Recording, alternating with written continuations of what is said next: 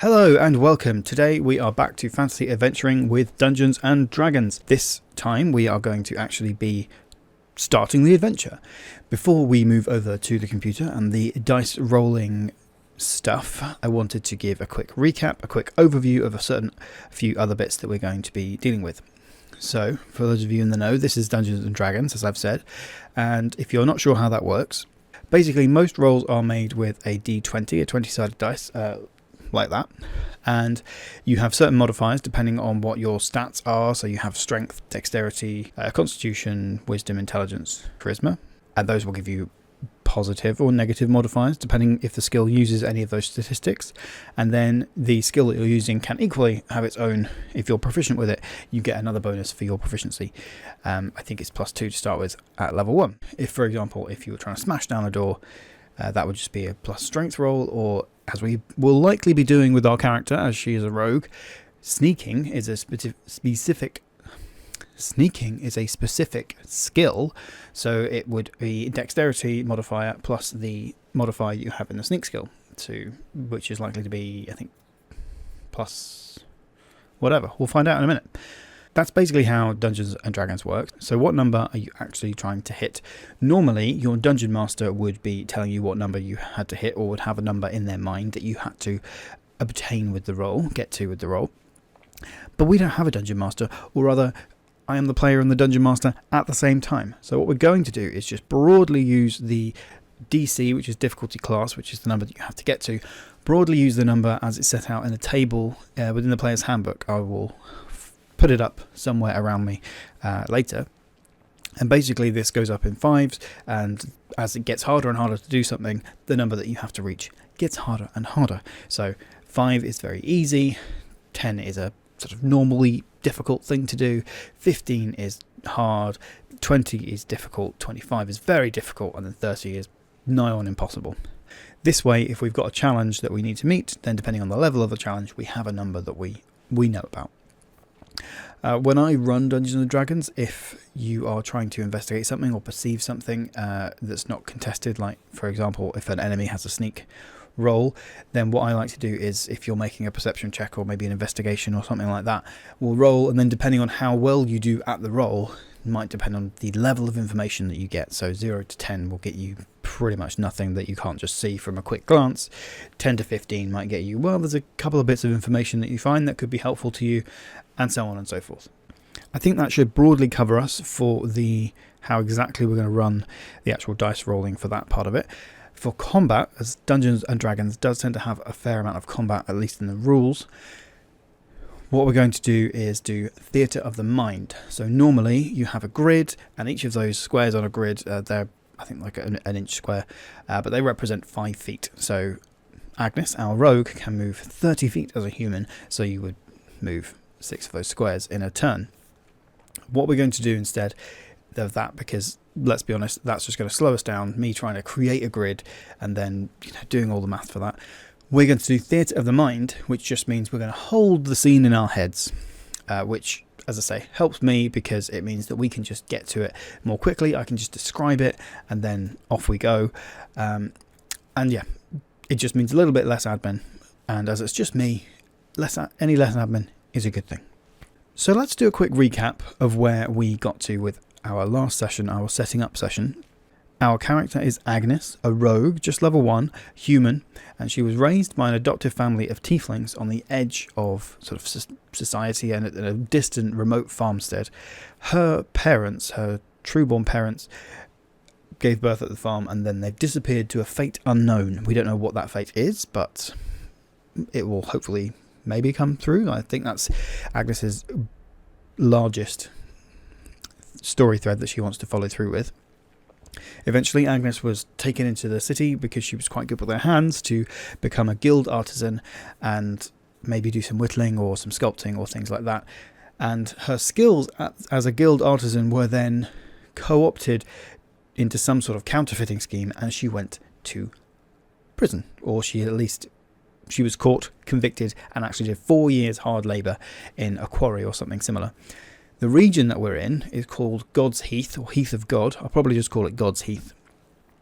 Now, this lends itself, I think, that perhaps we were caught by some sort of the authority in the region is some sort of, if not authoritarian, then quite harsh religious order in the area. There could be many reasons for this, one of which I will share with you in a second. But this does lend itself that perhaps she decided to set herself against the establishment because her adoptive family is a tiefling family, which means that they've got some sort of infernal blood running through their veins. And perhaps she took umbrage with that as we discovered that her personality is generous but wrathful. And she made numerous contacts. She didn't make any enemies in prison while she was there doing her hard labour.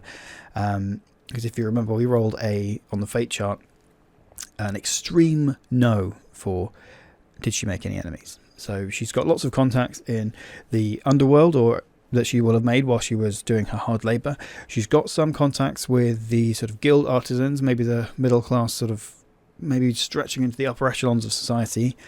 Whether or not those are still viable for her to find any use to gather any information, I don't know. We've got her adoptive family on the outskirts of wherever this city is, perhaps the outskirts of the region, and I think that kind of covers us for where we got to, really. We're going to start off, we'll go and start rolling because we're going to get Mythic to help us with our first scene. I'm going to ask it to throw some prompts at us, but I think we'll start off as Agnes is leaving the hard labour that she's been forced to undertake for 4 years. So she's finished she did the crime, as we discovered, and she's now done the time, so she is free to leave and has got all of her equipment back, and we are probably going to aim for the main city of the region, where I imagine that she undertook her apprenticeship. Now, part of what Mythic has is a list of sort of story threads and NPCs and things like that. So we will, if something happens, like an NPC action happens, we know who it's going to be. We've got the story threads kind of as we've gone through there. Now, there's one other thing that I want to add to the world before we dive in, kind of just because I want to, on a bit of a whim, and kind of also because why not? And that's, we're going to add dinosaurs to the world. Last year there was a Kickstarter called Dr. Drolin's Dictionary of Dinosaurs, to give a supplement for 5th edition Dungeons and Dragons to be able to add lots of dinosaurs into your world, not just the kind of the ones that have been involved in the main rules, which are things like T-Rex and Allosaurus, but a whole load of other ones. So you better believe I backed that Kickstarter. So I've got it here. I don't know how well you can see that. I'll just put the cover up on the screen as well. So I'm going to add dinosaurs as a sort of world thread so that they may turn up. So we don't know if they might be particularly aggressive, they might not be. Maybe there's a few people who use them as sort of pack animals and things like that. So I just wanted to add an even more fantastical element to our fantasy world that we're going to adventure through. I'm sure it comes as no surprise to anybody who has even had a vague interaction with me. I think that covers everything that we want to get to before we start, so why don't we pop over to the dice rolling table and we'll get started and get Agnes started on her adventure. Right, a couple more things before we start the adventure proper, and that is just to explain how we're doing the dice, and then also showing off the character sheet. So the dice, which I forgot to mention last time, I think, is something that I pulled off the internet. It's just a free website, and it is dddice.com. And I found them because it's very easy to link it into OBS, which is what I'm using to record this, and then we can both see the rolls at the same time. So dddice.com, they've got loads of like skins and stuff. It was really a nice service to discover. And then in a second we're going to run over to the character sheet for Agnes, and I grabbed that off Etsy from a page called Mythbound UK, and just because it looked really nice, and he was kind enough to let me kind of pull it apart a little bit for the stream, for this playthrough. I'll leave links in the description for both of those things if you want to check them out. They're both great. I'm clearly using them and they clearly are nice. So let's have a look at the character sheet. So you can see here I've just pulled the key information into the character sheet so we can kind of keep a pretty good handle on it together. 10 hit points, not loads, but it is level 1 and we hit double digits, so that's not too bad. You can see on the right hand side are her stats, her strength, dex, constitution, intelligence, wisdom and charisma. So again, not actually too bad. They're pretty sort of above average across the board, so hopefully that will do us well for it. You can see the passive perception and my proficiency, or Agnes's proficiency bonus, at the bottom right as well. So the passive perception, which actually is really nice and quite high, is just kind of how perceptive she is without even trying. So Agnes should be able to pick up on a fair few things. If somebody tries to sneak up to her, hopefully she'll have a good shout at spotting them before they arrive. You can see our hit die is 1d8, so that means that if we take a short rest, then we can roll 1d8 to get some hit points back. Speed is 30 feet. AC, which is our armor class, which is how much armor we have, is 14, so not terrible, but I think we've just got leather armor on. I have made the rest of the character sheet in D&D Beyond, but I figure it's just going to slow us down if we go through the whole thing. But we're basically wearing leather armor. We've got a few daggers, a short bow, short sword, that kind of stuff. General adventuring gubbins. Our initiative is +3, which isn't too bad either. And yeah, I think that basically gets us to where we want to be. So let's dive in. Let's see what happens in this first scene. As I say, I think we are in God's Heath is kind of a bit of a temperate, lush area. I'm feeling it kind of like the New Forest in the UK. So we've got some sweeping kind of heathland with lots of forest. I am envisaging that this quarry that Agnes is now leaving, as she's done her time, is kind of approaching some rising mountains in the distance, and that's the edge of the God's Heath region. So now we are travelling back into the depths of God's Heath to potentially find our parents, start a new life. Who knows? We'll find out. So this is us travelling away from that. Yeah, and we'll just figure out what's happening. So one of the ways that you can make a scene in Mythic GM Emulator is to roll on the meaning tables and kind of figure out and see how, what that sparks, what ideas that might spark.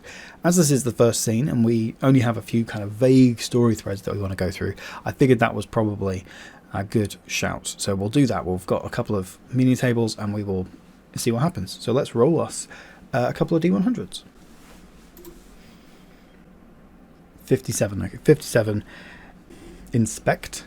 Okay, inspect. 21. Defiantly. This to me says that there are some overzealous guards on the road. We are leaving our quarry that is filled with convicts and maybe a few guards here or there, and we are on the road away from there. So this, I'm feeling like as we leave, there are perhaps some overzealous guards who, maybe there's one.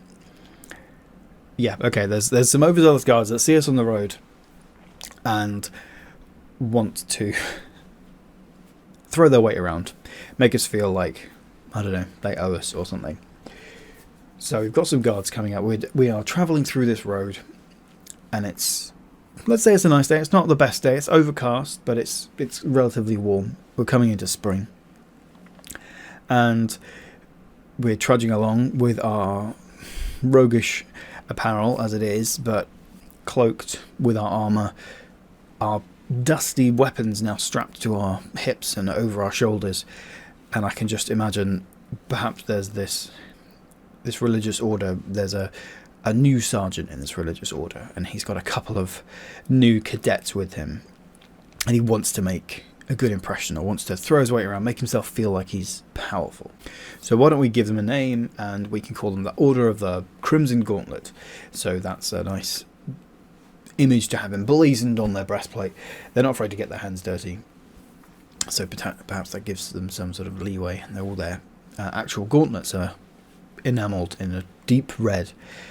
So as Agnes is leaving her hard labour, her time that she has served, and she's served that out well, and she comes across this group of 3 guards. Perhaps they are actually guarding the road away from this to stop any convicts from escaping.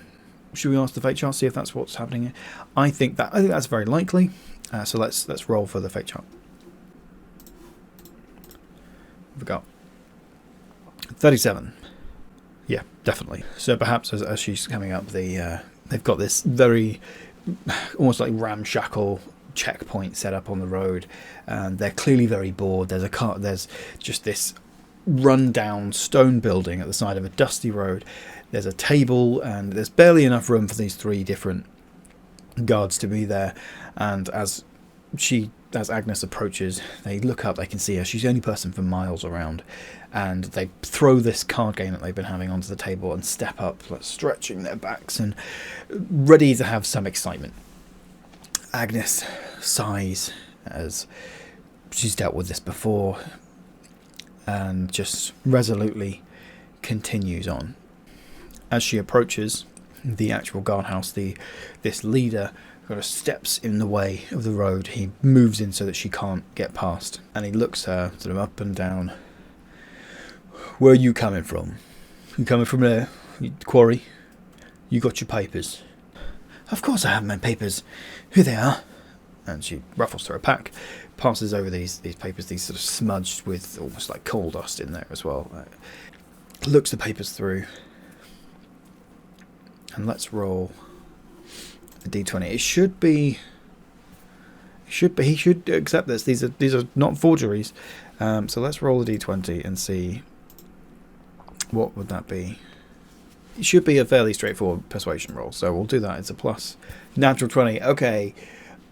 Well, great. He absolutely believes her. Maybe he... I tell you what. As he pipes, as he looks like he's about to give her a hard time, give Agnes a hard time for these papers, and just to have a little bit of fun. He wants to show off in front of these 2 new cadets. However, one of them is extremely keen. So he leans over the shoulder of the gruff older sergeant who's just there and wants to have a bit of fun. And as this sergeant is about to make a fuss out of it, this, the younger cadet kind of pipes over. Oh, they look all right, don't they, Sarge? Yeah, I guess so. He shoves them roughly back at Agnes. Go on and get on before I change my mind. Agnes is not one to lose this opportunity, so she heads away from them very briefly. I feel like maybe that guard might come back at a later date. Maybe he watches us ominously as we leave. So we'll continue. Agnes will continue to travel away from the quarry, which must be some way away from the city. So let's see how. I think let's just roll like a d6 and see how far away it is from the city, because it could just be quite close. Okay, let's call it 2 days away from the city. So she's got to make camp overnight. She'll do that, keeping an eye on the guardsmen as she's leaving. Perhaps she finds a little way over the road away from the road to camp overnight. If she does so, she's got a bedroll, so it's not like she's going to be completely uncomfortable. But she's perhaps wishing that somebody else had been released that day as well as her, so they could have had some company. So Agnes is going to have to sleep at some point. So let's just see. I think it's... Do we think that guard's going to come back? I think it's unlikely that he's going to come back, but that's never to say. So the chaos factor is 5. I think it's very unlikely that he's going to come back, because you will have travelled for quite a way away, but you never know. So let's roll for very unlikely. See what we get. 72. Okay, yeah, that's fine. He doesn't. The night passes as fairly easily. So the next day she comes upon, eventually manages to travel and find her way back to the city. Should we name the city? I think we probably should. Okay, let's use Perilous Wilds as a base to jump off from for the name of the city. So we'll roll a d12 to get kind of the format of it, and there's a couple of d100 rolls after that. So we've got 10. That is place of the adjective noun. So we've got a lot of different things. We need 3 d100 rolls now to go with that. So 73, 69, and 29. Okay, 73 for place. Spire. Spire of the Red Fence. That feels slightly strange. But I tell you, why don't we just drop fence? And actually, Redspire works out really nicely because we'll call it Redspire, the city of Redspire. And that works out really nicely because it's presumably got a stronghold of the Order of the Crimson Gauntlet in there as well. So, fantastic. Let's just note these down. So she crests a hill, and Redspire It's so called because there is an enormous tower that is the stronghold of the Order of the Crimson Gauntlet. It towers above the city. It is a red spire painted in crimson. Some of the paint is coming off in flecks, but it is still an imposing sight above these sort of 1, 2, maybe 3-story buildings. And then in the centre of the city is this needle of stonework pointing up into the sky, nearly piercing the clouds, it seems, from a great distance.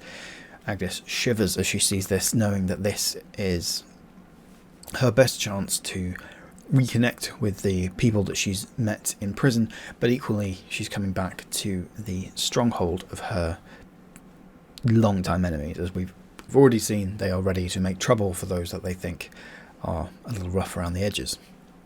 So as she comes through into Redspire, this time no real guard post. It's quite mid-morning as she reached there, maybe close to midday, but this means that there's other traffic moving through into the city. We've got these big fortifications, and she goes through the gates and the walls of the city.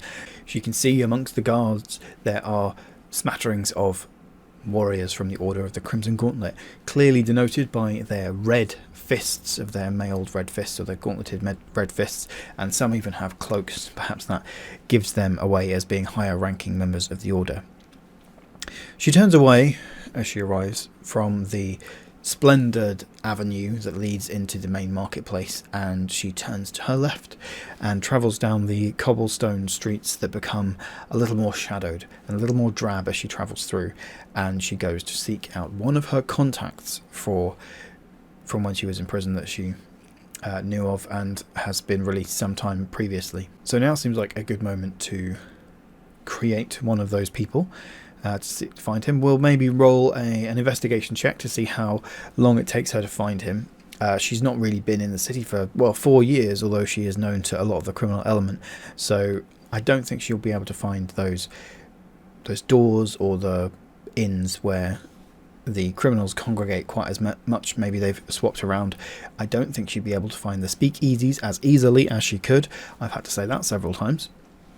So we'll give her an investigation check to see how far that runs, how far she has to run around before somebody recognises her. And she has Thieves' Cant as a language, so she can recognise the different markings and know where to go. But I think in the city that the Order of the Crimson Fist is based in, I think that's something that might change on the regular. So let's roll an investigation check. She's got a +4 for this. Ooh, so that's 6. Okay. Not great, so perhaps it takes until dusk. Maybe the criminal element is laying low during the day. There's a lot of the Order of the Crimson Gauntlet around, so it takes her most of the day to find that. But eventually, as she sits in perhaps the 3rd or 4th inn she's sat in that day, slowly nursing a cup of watered wine, and eventually she twigs something. She realises that the people sat in the corner over there are speaking in code. It's a code she recognises, although it seems to have evolved slightly from when she was last here. So I think maybe she sends over like a drink, maybe like a jug of wine, and that's kind of an invitation for negotiations to open for, or it can be a coded invitation for negotiations to open. So she sends that off to those 2 people in the corner chatting and drinking, and the barkeep says, "Oh, that was sent to you over by that woman over there." Agnes lowers her hood so they can see who she is, if they might recognise her. And eventually, it takes a few minutes, but they both come over, bring the jug, and sit down to have a conversation with Agnes. Now we've got 2 people that have come over, and we've got this. I've got the universal NPC emulator called Une, where we can start generating some descriptors and things. So let's roll the D100 twice. So we got 78, and I missed that one. Should we do that again? That was 51. 78 and 51. So we have a pushy monk for 1. 71. Roll that again. And a 78, okay. Pushy monk and an inconsiderate scientist. Now, before they talk to us, let's try and figure out who we're actually trying to find. So let's roll a d100 on a name table and figure out who we're trying to find. Okay, quickly, is it a man or a woman? 1 to 3 was a woman. So a woman named 2. Woman named Aoife. So we're looking for a woman named Aoife who we met whilst we were doing our time. And hopefully these two people will know who Aoife is, where they are, how we can get in contact with her. We have a pushy monk and an inconsiderate scientist. So I think we have got an interesting little couple here, in that we have somebody who's involved in a religious order and is very pushy and aggressive in their negotiation tactics, but I think not the Order of the Crimson Gauntlet, but perhaps a lower order, or I say lower in terms of the societal ladder, a religious order that is suppressed by the Order of the Crimson Gauntlet. Maybe this is an order that Agnes's parents were involved in. We don't know that, but if there's one, there's presumably more. And then we have maybe the numbers guy on the other side. So an inconsiderate scientist. So maybe they are more of sort of alchemy, poisons, sleeping potions, things like that. But they are inconsiderate and just maybe not very charismatic. So they come down, sit down, and we have let's say this other religious order person. I'm envisaging them as being quite a bulky sort of man, shaved head, quite gruff, and then the inconsiderate one is maybe a bit slimmer, a bit sort of paler, maybe sort of pock marks on the cheeks where maybe some acid has splashed on his face as he's been doing his experiments. Let's grab a couple of names for these guys. 64 and 68. Okay.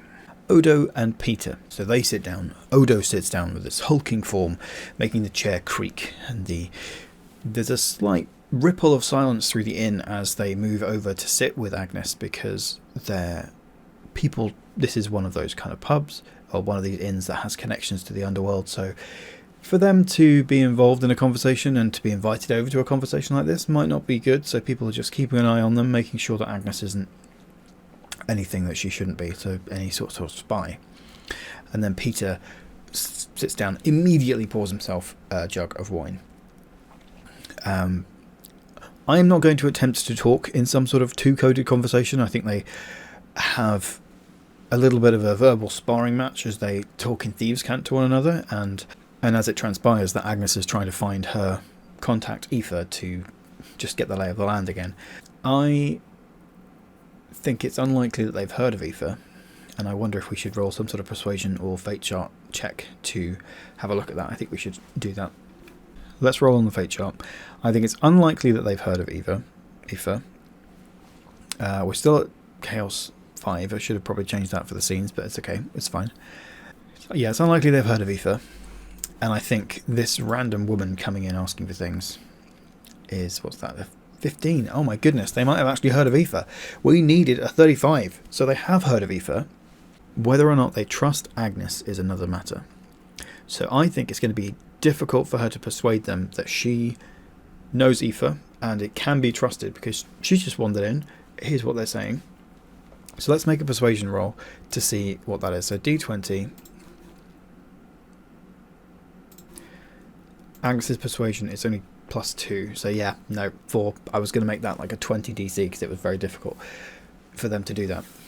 So Odo hunched over his second cup of wine as they've been talking, and is just having none of it. He wants to know how she knows Aoife, and then he's pushing her for all these details.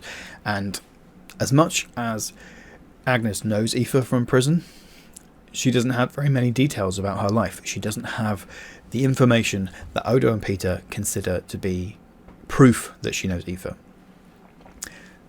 However, I think that they would be willing to offer Agnes a job to prove that she's not a spy, some sort of way to get in their good graces, and then they might organise a meeting with Aoife. I don't think Agnes can see any other sort of option.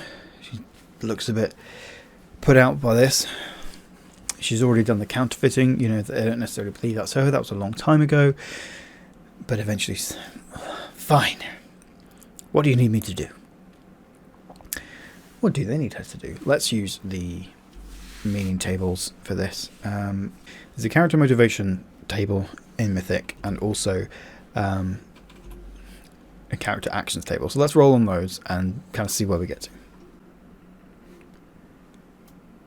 2 41. Okay, character actions of 2 is aggressive, and the character motivations on 41 is home. Aggressive home. I feel like they want her to do something, especially with Odo there. They want her to actively do something against the Order of the Crimson Gauntlet. Maybe they have. We've talked about Odo's order being suppressed. Maybe they're occupying a altar, a church, a shrine that Odo would otherwise be in charge of, and he wants them gone. Okay, I think that's probably, I think that's what they want. Agnes has to agree to that, right? So she doesn't have any other options.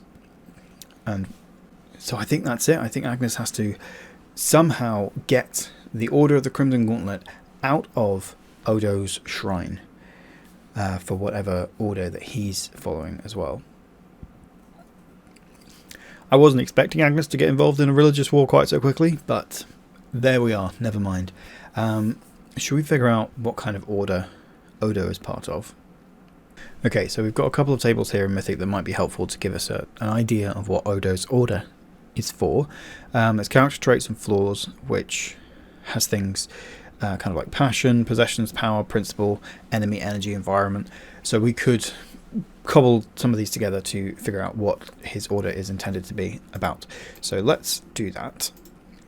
So let's roll. That's that 92. Tough. That doesn't really give us very much. Let's roll again. 82. Tough skill. Leaping a little bit off that is tough skill. I was thinking what's tough, what's skillful. Maybe like some sort of kind of almost like some god like Athena, like strategic war. We won't call the god Athena, obviously, but that kind of, strategic level warfare, which also kind of makes sense as to why he's maybe so pushy and is a bulky, well-built man. But then that would make sense as to why the Order of the Crimson Gauntlet wants to suppress them, because you don't really want a load of divinely powered military strategists / priests running around and undermining your order. So there's a small shrine or temple to this god that Odo wants the Order of the Crimson Gauntlet out of. And that's a pretty tall order for Agnes to do, but I think that's what they need from her, and for them to give her access or organise a meetup with Aoife. Okay, I feel like that's a good moment to leave it. We've got something concrete that Agnes needs to go and do. This does lend her skills as a rogue. She can go and scout it out, do some reconnaissance, and then if she needs to, she can sneak in and sneak attack them to death. Well, we'll find out. That was a bit of a cliffhanger place to leave it, so join me next time, where Agnes will be using her rogue skills, putting her rogue skills to the test as she tries to turf the Order of the Crimson Gauntlet out of another temple. Thank you so much for joining me. I hope you've had fun, and I will see you next time.